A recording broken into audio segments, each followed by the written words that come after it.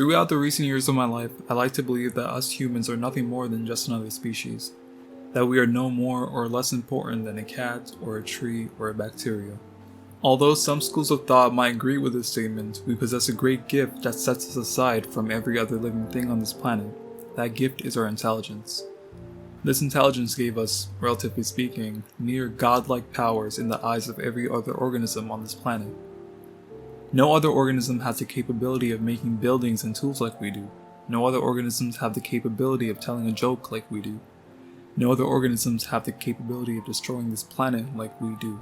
We humans are destroying the only home we have, to the point that some of us are considering going off to find a new home. That shouldn't be the case. I myself am guilty of not caring too much about the environment, or recycling, or global warming. All that changed when I made the decision of stepping into nature.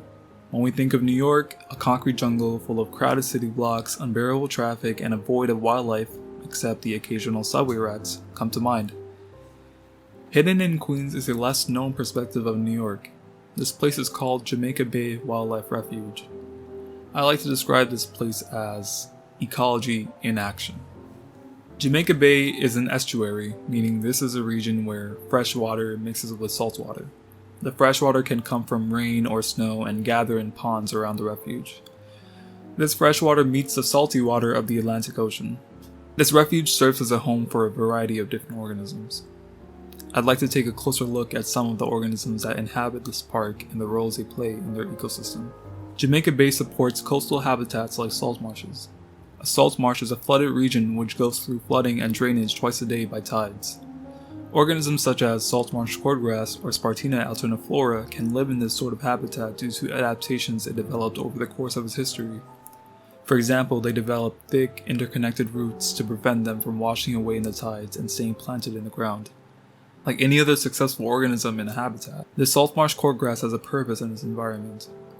This grass developed a symbiotic relationship with many neighboring organisms such as the fiddler crab. The fiddler crab feeds on decaying matter found within the salt marsh cordgrass, and when crabs burrow into the soil, they aerate it, which promotes the health of the grass.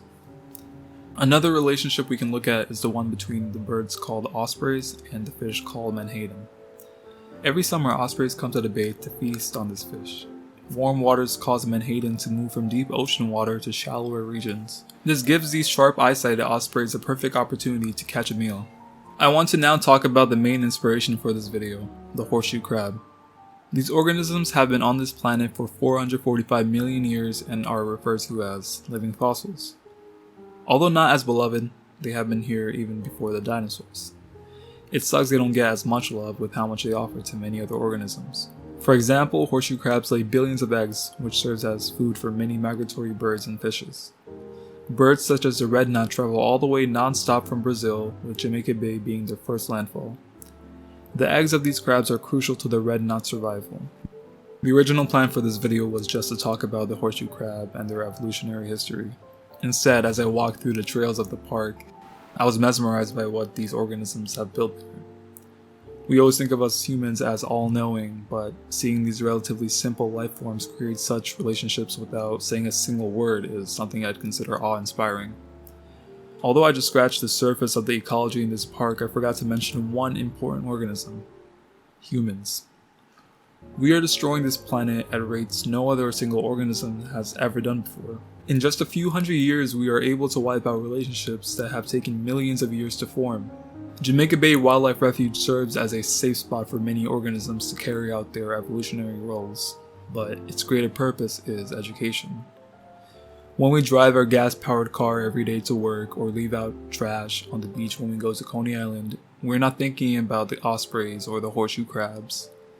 Many of us do not even know the magnitude of our actions.